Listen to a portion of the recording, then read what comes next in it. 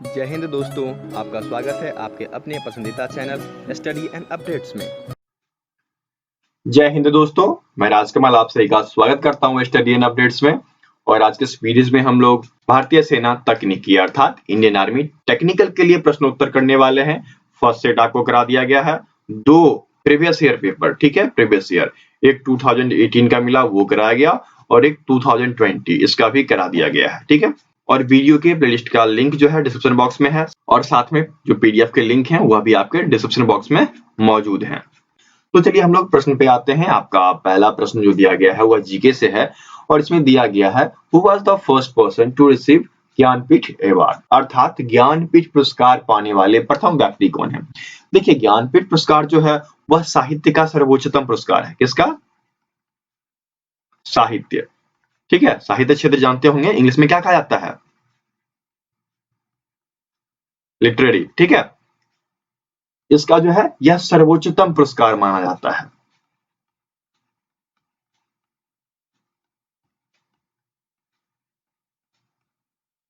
ठीक है, और इसकी शुरुआत जो है वह 1965 में की गई थी। ठीक है, और ये जो पुरस्कार है वह ज्ञानपीठ के द्वारा दिया जाता है और इसमें आपको 11 लाख से लेकर 13 लाख तक, ठीक है, कितने से कितने तक का? 11 से 13 लाख तक का कैश प्राइज भी दिया जाता है। तो ये सभी जानकारी ज्ञानपीठ पुरस्कार के बारे में थी, ठीक है। अब आइए प्रश्न पे आते हैं कि किसको मिला सर्वप्रथम। तो सबसे पहला जो कि 1965 में दिया गया था वह दिया गया था जी शंकर कुरूप को, ठीक है। जी शंकर कुरूप क्या थे?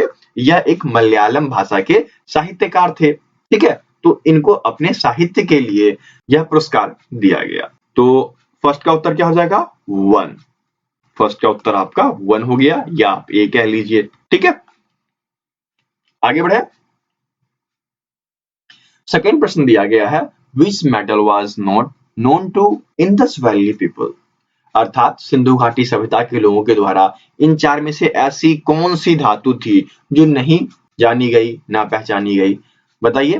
तो देखिए, आपने मूवी देखी होगी सिंधु घाटी सभ्यता वाली, मोहनजोदारो मूवी आई थी, है ना, ऋतिक रोशन का।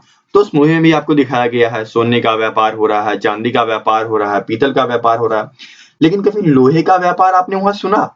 नहीं सुना ना।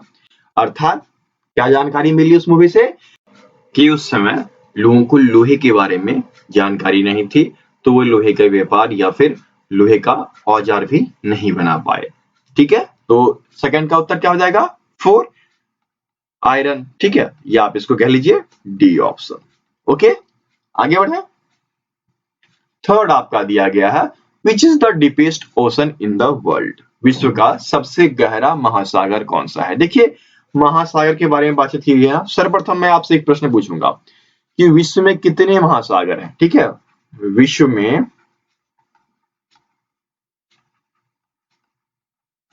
कितने महासागर हैं, ठीक है, कितने ओशन हैं, उनके नाम के साथ आपको कमेंट बॉक्स में क्या करना है? कमेंट करना है। और भी वीडियो चाहिए ना आपको? कमेंट कीजिए, क्योंकि जब आप कमेंट करते हो तो हमें और भी उत्सुकता होती है और फिर हम आपको वीडियोस बना के देते हैं। तो कमेंट चाहिए, आपसे लाइक चाहिए और दोस्तों के बीच शेयर कीजिए, ठीक है। ये 3 चीज आप पूरा कीजिए, वीडियोस में डालता रहूंगा, पीडीएफ में आपको फ्री में देता रहूंगा, जो कि वेबसाइट पे होती हैं, लिंक के थ्रू आप जाके डाउनलोड करते रहेंगे, ठीक है। चलिए, तो आते हैं प्रश्न पे, which is the deepest ocean in the world, है ना, सबसे गहरा महासागर। तो देखिए, महासागरों में जो सबसे गहरा महासागर है वह है आपका पैसिफिक, प्रशांत महासागर। थर्ड में दिया गया यहां पर पैसिफिक ओशन, ठीक है।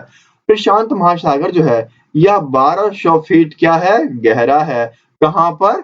मारियाना गर्त पे, ठीक है, मारियाना गर्त कह लीजिए या फिर इसको ट्रेंच कह लीजिए, अंग्रेजी में होता है मारियाना ट्रेंच, ठीक है।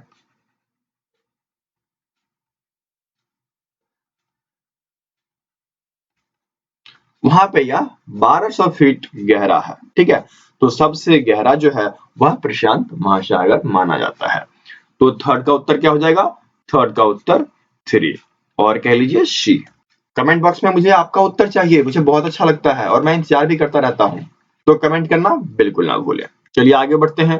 चौथा प्रश्न बहुत ही अच्छा प्रश्न है कि राष्ट्रीय विज्ञान दिवस नेशनल साइंस डे कब सेलिब्रेट किया जाता है? देखिए नेशनल साइंस डे जो है यह एक नोबेल पुरस्कार विजेता, मैंने आपको first video English Hindi medium वाला जो सीरीज चल रहा है इसमें फर्स्ट वीडियो में पहला क्वेश्चन नोबेल पुरस्कार के बारे में बताया और बहुत ही विस्तार से बताया।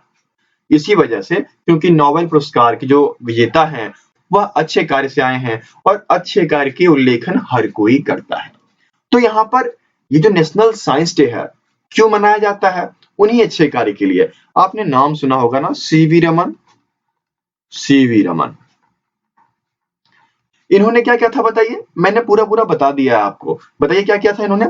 इन्होंने रमन प्रभाव, ठीक है, रमन प्रभाव जो कि फिजिक्स में ढूंढा गया था, इसी वजह से इन्हें नोबेल पुरस्कार मिला था। चलिए एक क्वेश्चन और कि सीवी रमन को नोबेल पुरस्कार कब मिला?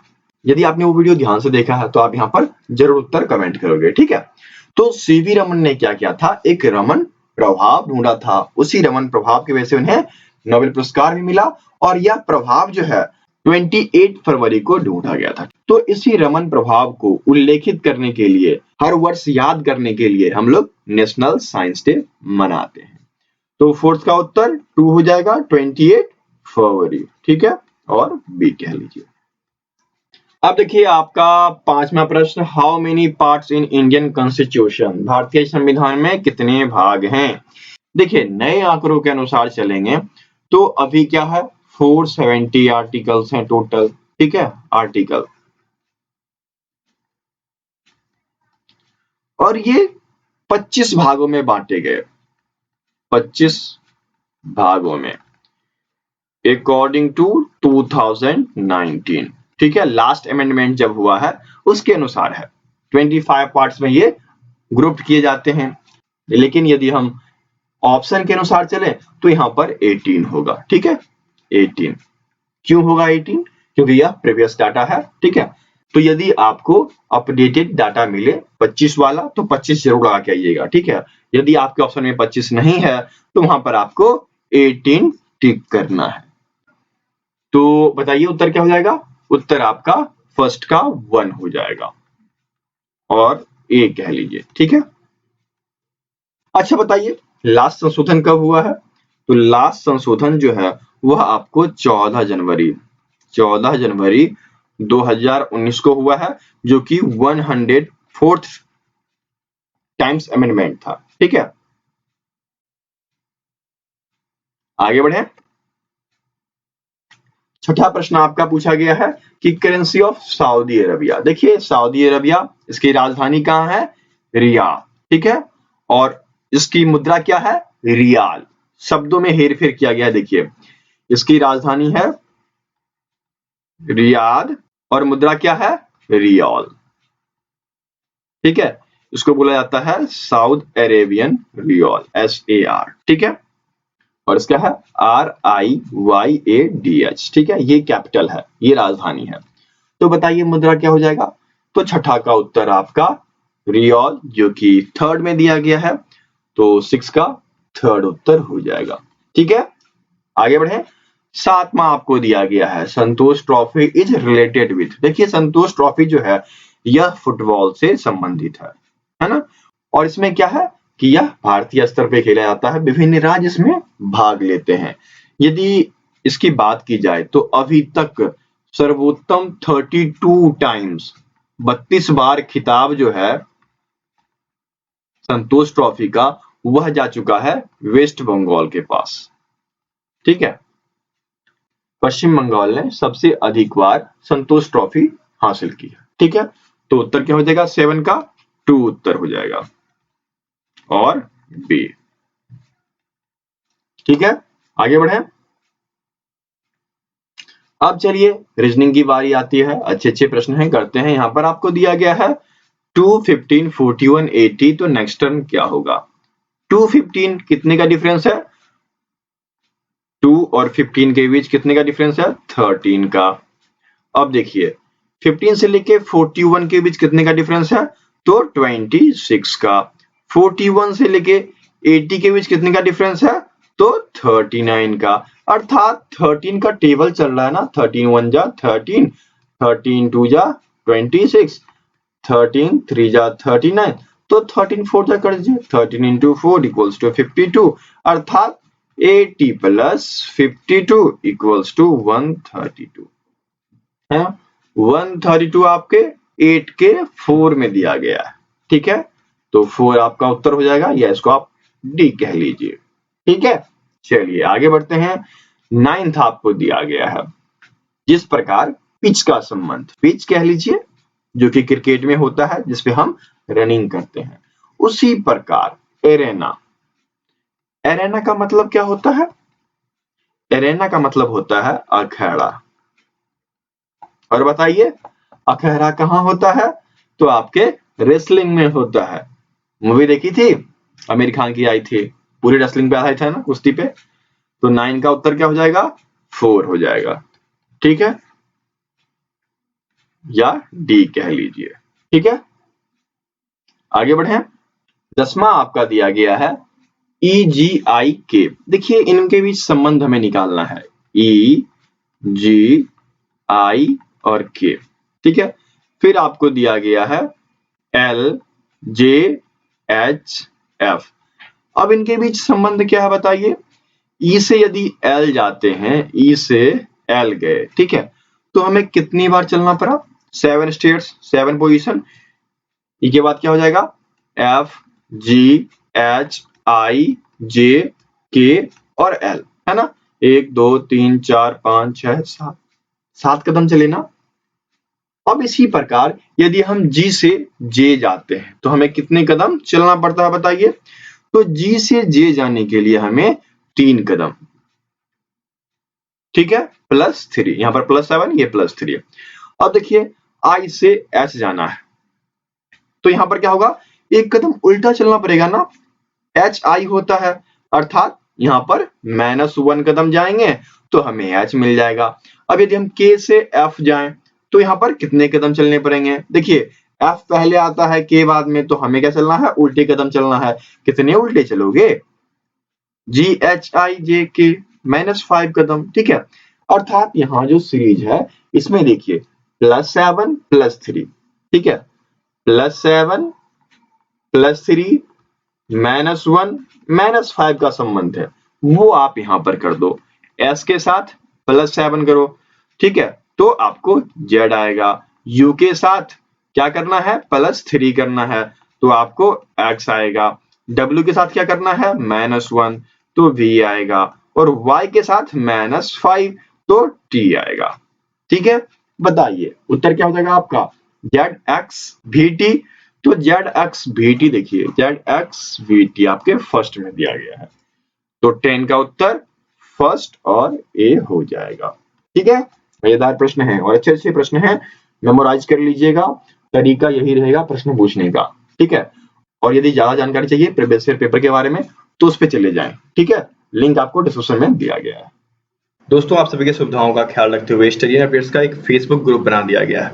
व्हाट्सएप ग्रुप पे कुछ लिमिटेड लोग ही जुड़ पाते हैं, वहां पर ज्यादा बच्चे नहीं जुड़ पाते हैं तो प्रॉब्लम होती है, बच्चे कमेंट करते हैं, इसलिए एक फेसबुक ग्रुप बना दिया गया है जो कि स्टडी एंड अपडेट्स के नाम पे है, और इसका लिंक आपको डिस्क्रिप्शन बॉक्स में दिया गया होता है, ठीक है। आप यहाँ से जुड़ सकते हैं और आप यहाँ पर देख सकते हैं कि जो भी लेटेस्ट नोटिफिकेशन है वो यहाँ पर डाल दी जाती है ताकि आपको हर एक न्यूज मिल सके, एक भी मिस ना हो, क्योंकि बहुत बच्चे ऐसे होते हैं जो बोलते हैं सर आपके इस सेट का नोटिफिकेशन हमें नहीं मिला। तो उन्हीं सब वजहों से यह बनाया गया है ताकि आप लोग प्रत्येक चीजों का नोटिफिकेशन ले सकें, जो भी सेट डाली जाती है, जो भी जॉब्स आते हैं, ठीक है, मोटिवेशनल चीजें होती हैं, वो सभी आपको इस ग्रुप में दे दिया जाता है ताकि आप अपडेटेड रहें और प्रत्येक चीज को आसानी से प्राप्त कर सके।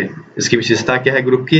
यदि आप प्रैक्टिस सेट्स ढूंढ रहे हैं तो प्रैक्टिस सेट्स पे क्लिक करेंगे तो यहाँ पर आपको जो प्रैक्टिस सेट्स डाला गया है वो यहाँ पर दिखाई देगा, आप जाकर आसानी से उसके PDF डाउनलोड कर सकोगे, ठीक है। यदि जीके से रिलेटेड कोई चीज डाली जाती है, जीके पे क्लिक करोगे तो यहाँ पर आपको सभी चीजों का आइडिया लग जाएगा, ठीक है। तो बहुत ही आसान तरीकों से यहाँ से आप PDF के लिंक भी प्राप्त कर सकते हो, वीडियो के लिंक भी प्राप्त कर सकते हो और वीडियोज को आसानी से देख भी सकते हो, ठीक है। तो मैं आपसे आग्रह करूंगा कि फेसबुक ग्रुप पे आके जुड़िए, बहुत ही बेहतर होता है, सभी को एक बार में नोटिफिकेशन चली जाती है, ठीक है। तो जो ज्वाइन होना चाहते हैं लिंक डिस्क्रिप्शन बॉक्स में दिया गया है, आप वहां पर जाकर आसानी से ज्वाइन कर सकते हैं, ठीक है।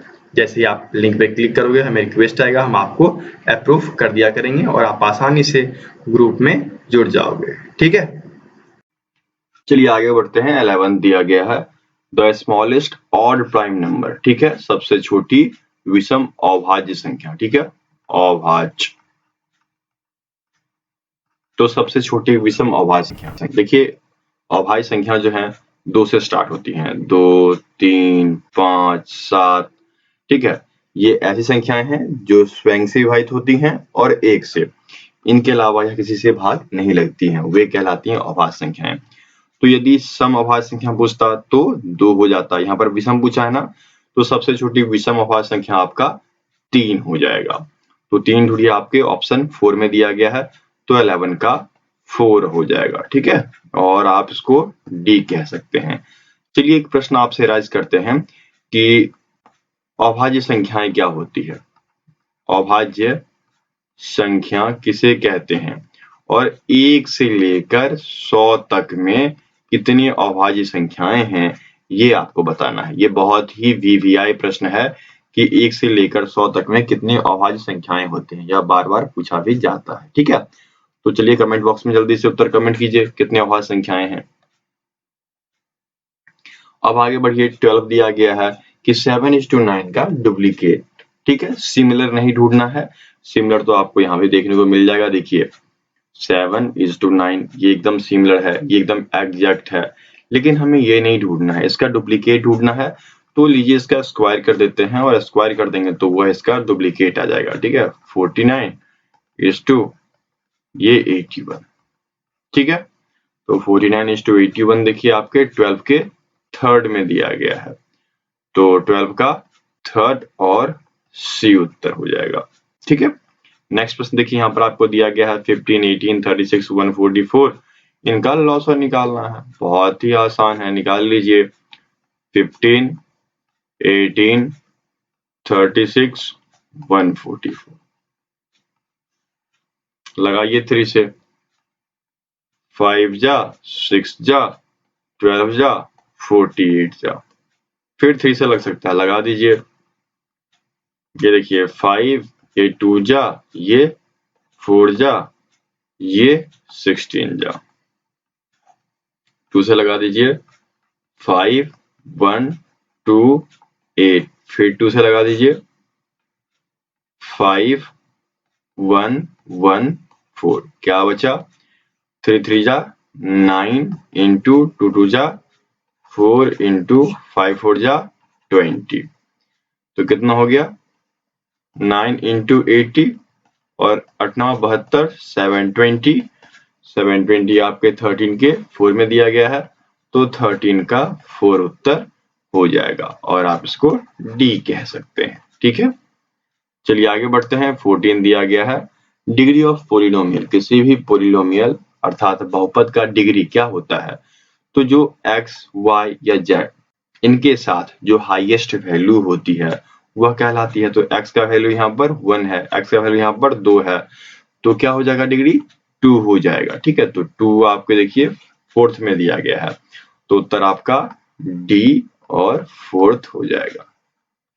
ठीक है, चलिए आगे बढ़ते हैं। 15 दिया गया है, यहाँ पर अल्फा बीटा जो है रूट्स के रूप में है, और alpha square plus beta square equals to 40 है, एवं जो इक्वेशन है वह दिया गया है X square minus 8x plus P equals to 0। ठीक है, तो हमें क्या करना है? इस p की वैल्यू निकालनी है। कैसे निकलेगा? चलिए, तो आपने पढ़ रखा होगा, यहाँ से वैल्यूज आप निकाल सकते हो। Alpha plus beta equals to क्या हो जाएगा बताइए? ये आपका 8/1, ठीक है, इक्वल्स टू 8, प्लस वाला होगा, माइनस माइनस प्लस। ठीक है, और ये अल्फा इंटू बीटा क्या हो जाएगा?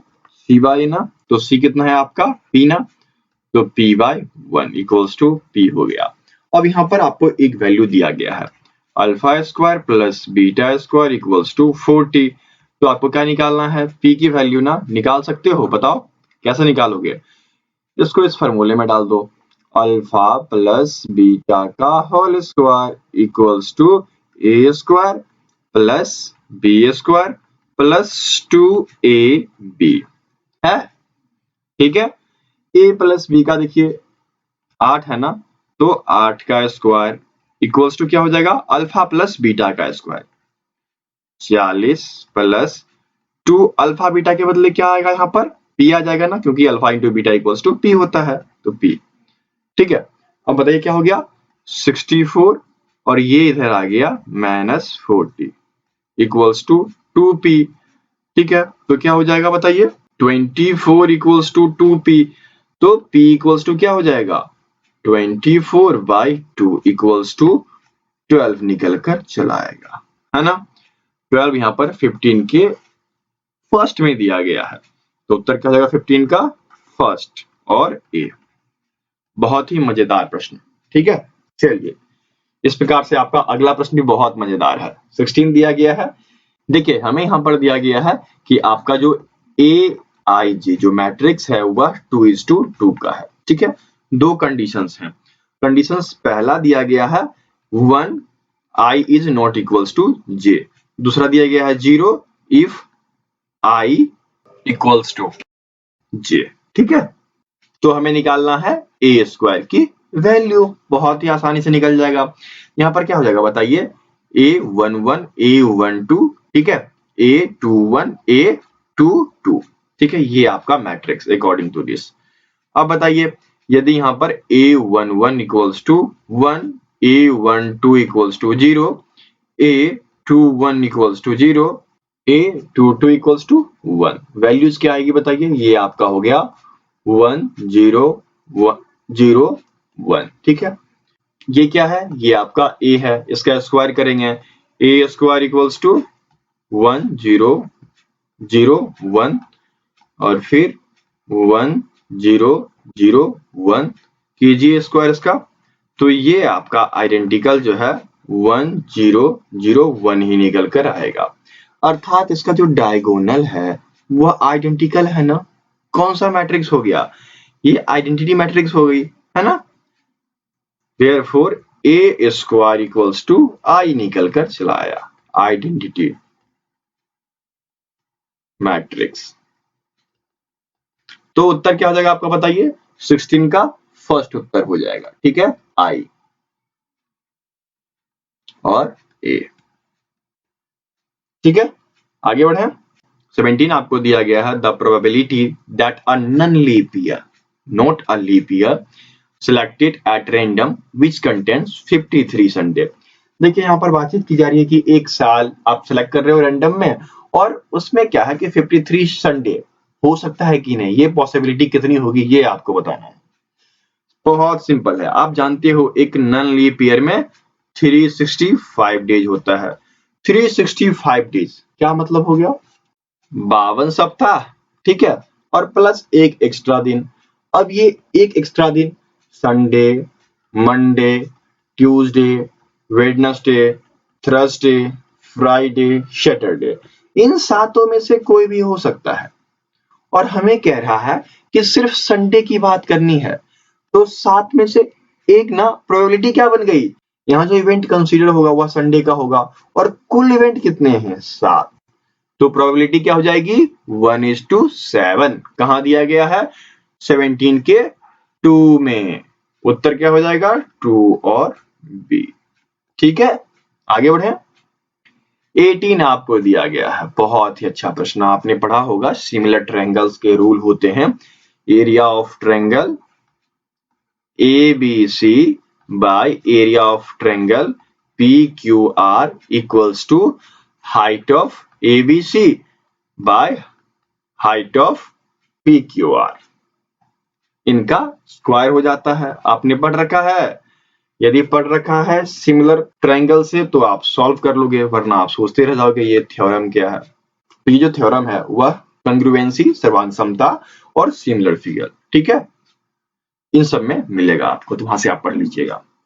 तो देखिए यहाँ पर क्या हो जाएगा, सिंपल सी बात है, आपको दिया गया है 81/49, ठीक है, और यहाँ पर h1 का स्क्वायर बाय h2 का स्क्वायर, तो ये क्या हो गया, ये 9 का स्क्वायर बाय 7 का square equals to h1 bye h2, दोनों का स्क्वायर है, तो आप कॉमनली यहां से भी लिख सकते हो 9:7, ठीक है।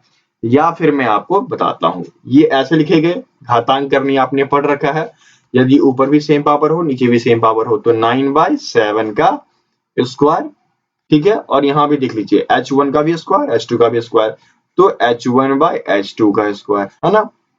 अब मुझे ये बताओ, दोनों का पावर सेम है तो दोनों का बेस क्या हो जाएगा, सेम हो जाएगा। दोनों का बेस सेम हो गया अर्थात h1:h2 इक्वल्स टू 9:7। बताइए कहां दिया गया है, 9:7 आपके फर्स्ट में दिया गया है, तो 18 का ए उत्तर हो जाएगा और 1, ठीक है। चलिए आगे बढ़ते हैं। 19 दिया गया है कि an equilateral triangle A B C. चलिए बहुत बढ़िया है, इक्विलेटरल ट्रायंगल की बात कर दी गई तो प्रत्येक कितना हो जाएगा, 60 डिग्री, प्रत्येक कोण 60 डिग्री का हो जाएगा, क्योंकि यह क्या है, इक्विलेटरल ट्रायंगल है, समबाहु त्रिभुज है। अब आगे बढ़िए। अब यहाँ पर कह रहा कि यहाँ पे एक केंद्रक है, ठीक है। अरे यार इतना इजी प्रश्न, हाँ ये केंद्रक है, आपको इसका पूछेगा। सिंपल सी बात होती है, ये बराबर 2 टाइम्स ऑफ दिस, तो यदि ये 60 है तो ये कितना हो जाएगा, 60 इंटू 2 इक्वल्स टू 120 डिग्री। ये भी जो है आपका थ्योरम है। तो 19 का उत्तर क्या हो गया, फर्स्ट ना 120 डिग्री, ठीक है। आगे बढ़े। 20 आपको दिया गया है, find the volume of a cube whose surface area is 726 metre square. एक घन का आयतन हमें ज्ञात करना है जिसका सतही क्षेत्रफल, संपूर्ण क्षेत्रफल जो है वह आपका 726 मीटर स्क्वायर। तो फॉर्मूले में आओ ना, फट से डाल दो, 6a² equals to 726, a² equals to क्या हो जाएगा, 726/6 इक्वल्स टू 121, तो a equals to √121 equals to 11, है ना। जब a आपका 11 है तो आयतन क्या हो जाएगा, a³ ना 11 into 11 into 11 equals to 121 into 11 equals to 1331। कहाँ आ गया, ये आपके 4 में आ गया ना, तो 20 का 4 उत्तर हो जाएगा, ठीक है। आगे बढ़े। 21 दिया गया है, यदि sin b equals to 1/2 then 3 cos b minus 4 cos to the power cube b का वैल्यू निकालना है। थोड़ा सा टफ प्रश्न है, हाँ मजेदार भी है। चलिए थोड़ा पेन छोटा करना पड़ेगा यहाँ पे।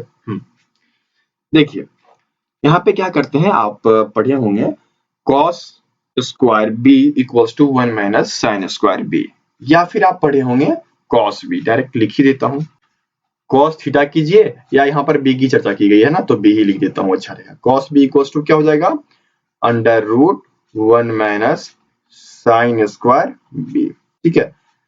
याद रखें जब यदि आप ए बी में ले रहे हो तो सबका टर्म एक जैसा, यदि थीटा में ले रहे हो तो सबका टर्म एक जैसा, तभी आपका जो है क्वेश्चन सॉल्व होगा और आसानी से समझ पाएंगे, ठीक है। तो अब बताइए मैंने ये क्यों लिया, वजह तो होगी ना। यहाँ देखिए यहाँ पर वैल्यू दी गई थी साइन बी का 1/2, तो चलिए डाल देते हैं, ये क्या हो जाएगा, ये आपका हो गया 1 माइनस 1/2 का होल स्क्वायर, ठीक है, इक्वल्स टू कीजिए 1 माइनस 1/4 इक्वल्स टू कीजिए क्या हो जाएगा, √3/4। अब √3/4 है तो इसको और भी बाहर कर सकते हैं, √3/2 भी लिख सकते हैं। अब आपको ये वैल्यू आ गई, cos b की वैल्यू आ गई, तो क्या आप इसमें पुट कर सकते हैं आसानी से। क्या दिया गया है, 3 cos b, तो 3 इंटू कॉस क्या है, √3/2, ठीक है, माइनस 4 इंटू कॉस b का क्यूब, तो √3/2 का होल क्यूब कर दीजिए, इक्वल्स टू क्या हो गया, 3 √3/2 माइनस 3 तो 3 बाहर आ जाएगा, इक्वल्स टू ये आपका 4 इंटू 3√3 और नीचे क्या हो जाएगा, 2 का क्यूब कितना होता है 8, ये क्या हो गया 2 टाइम्स में कट गया, ठीक है। अब देखिए दोनों सिमिलर वैल्यू आ गई ना, 3√3/2 माइनस 3√3/2, वैल्यू 0 हो जाएगी क्योंकि दोनों सिमिलर वैल्यू है, घटा दिए तो उत्तर 0 आ जाएगा। तो ढूंढिए 21 का उत्तर थर्ड हो जाएगा 0, ठीक है, और 0 आपके थर्ड में दिया गया है, इसलिए 21 का उत्तर थर्ड और सी हो गया, ठीक है। आगे बढ़े। देखिए 22 बातचीत की गई है, एंगल ऑफ एलिवेशन, बस ठीक है, यहीं से आपको पकड़ना है। एलिवेशन दे देना तो सीधे 10 लगाना, 10 लगाओगे प्रश्न सॉल्व। अब चलिए प्रश्न में क्या कह रहा कि 16 मीटर परछाई है। परछाई किसी भी चीज का क्या होगा, यदि सूर्य इस तरफ है ना, तो परछाई बना, ये 16 मीटर है, तो इसकी ऊंचाई कहेगा आपको निकालने के लिए, और एंगल दे रखा है आपको 60 डिग्री, तो लगा दो ना 10 60 degree equals to perpendicular by base. तो परपेंडिकुलर कितना है आपका नहीं पता ना, तो व्हाट बाय बेस 16। तो 10 30 की वैल्यू कितनी होती है, √3 ना, √3 इक्वल्स टू व्हाट बाय 16। तो व्हाट इक्वल्स टू क्या हो जाएगा 16 इंटू √3 इक्वल्स टू 16 √3। कहां दिया गया है 22 के थर्ड में, तो 22 का उत्तर थर्ड हो जाएगा। ठीक है, वैल्यूज याद रखना 10 0 30 60 90 45 एवं 50, इनका मान याद रखना बहुत ही अच्छा रहता है प्रश्न सॉल्व करने के नजरिए से। चलिए आगे बढ़ते हैं। 23rd दिया गया है, the algebraic sum of derivation of a set of n observation from their mean is, n-1 हो जाएगा, यही होगा n-1 हो जाता है, ये फॉर्मूला है या फिर कह लीजिए कि एक डिफिनीशन है ये। ठीक है, आगे बढ़िए 24, बहुत ही अच्छा प्रश्न है, लिमिट। थोड़ा सा परेशान किया था मुझे, लेकिन मैं आपको बताता हूँ, आपको परेशान नहीं करेगा। यहाँ पर जो है दो प्रकार के रूल अप्लाई किए जाते हैं, या तो एल हॉस्पिटल रूल लगाइए या फिर सीधे यहाँ पर बाइनोमियल थ्योरम लगा दीजिए। तो बाइनोमियल थ्योरम क्या होता है, वो ज्यादा आसान है इसलिए मैं बता रहा हूँ। Binomial theorem 1 + x⁴ equals to क्या हो जाता है 1 + 1/n × x हो जाता है। ये मैंने क्यों बताया, ये नीचे लगने वाला है, बहुत परेशान किया था। ठीक है, तो क्या हो जाएगा बताइए, ये आपका हो गया अकॉर्डिंग टू क्वेश्चन, चलिए 2⁻x-1 बाय, ये 1/2 है ना, तो पहला टर्म वैसे लिख दो 1, तो पहला टर्म वैसे ही आ गया, दूसरा 1/2 आ जाएगा 1/2 × x, और ये -1। ठीक है, इक्वल्स टू बताओ क्या हो जाएगा 2⁻x-1 बाय 1 + x/2 -1। अब देखो +1 -1 कट गया, क्या बचा 2⁻x-1 बाय x/2, यही बचा ना। अब आइए लॉग के कोएफिशिएंट का फॉर्मूला लगाइए। आपने पढ़ा होगा कि लिमिट x यदि 0 होता है तो a⁻x-1 by x equals to log a हो जाता है। अब इस फॉर्मूले का प्रयोग करना है तो कर दीजिए ना, क्या हो जाएगा बताइए, यहाँ पर log a 2, ठीक है, तो यहाँ पर नीचे 2 भी है, तो 2 log 2 निकल कर चला आएगा। ठीक है, तो 2 log 2 आपके 24 के सेकेंड में दिया गया है, तो 24 का सेकेंड उत्तर हो जाएगा और बी। ठीक है, चलिए आगे बढ़ते हैं, इस वीडियो का आखिरी प्रश्न और बहुत ही अच्छा और केपेबल प्रश्न। ठीक है, ऐसे ऐसे प्रश्न एग्जाम में आए तो बच्चों को मजा आएगा। प्रश्न दिया गया है, find the slope of tangent and normal to curve y equals to 2x² + 3 sin x। बहुत ही आसान है, यहाँ पर आपको पता है कि स्लोप एट टेंजेंट जो कि dy/dx होता है, डिफरेंशिएट करना है, डिफरेंशिएशन का उपयोग है यहाँ पर, कैलकुलस स्ट्रॉन्ग कर लीजिए टेक्निकल वाले। ठीक है, यहाँ पर कर दीजिए ना dy/dx, तो dy/dx जब कर देंगे तो इसको डिफरेंशिएट करिए, तो क्या हो जाएगा बताइए 2 2 जा 4 4x प्लस ये 3 sin है, तो 3 sin x का cos x हो जाता है, तो 3 cos x। ठीक है, ये निकल के आ गया। अब जब ये निकल के आ गया तो हम जानते हैं कि slope of tangent into slope of normal equals to -1। क्या जानते हैं बताइए, slope of tangent into slope of normal equals to -1। ठीक है, तो यहाँ पर स्लोप ऑफ टेंजेंट दिया गया है जो कि हमारा डिफरेंशिएट करके ये निकला, अर्थात 4x + 3 cos x into slope of normal equals to -1। तो slope of normal equals to -1 by 4x + 3 cos x। अब ध्यान दीजिए, प्रश्न में कहा गया है कि x इक्वल्स टू 0, तो सभी x को 0 कर दो। -1/4 इंटू 0 और प्लस 3 cos 0 डिग्री। अब देखिए -1 और 3 इंटू cos 0 का मान 1 होता है, ठीक है, तो 1 से मल्टीप्लाई कीजिए, -1/3 निकल कर आपका चला आएगा। -1/3 आपके सेकंड में दिया गया है, तो 25 का 2 और बी उत्तर हो जाएगा।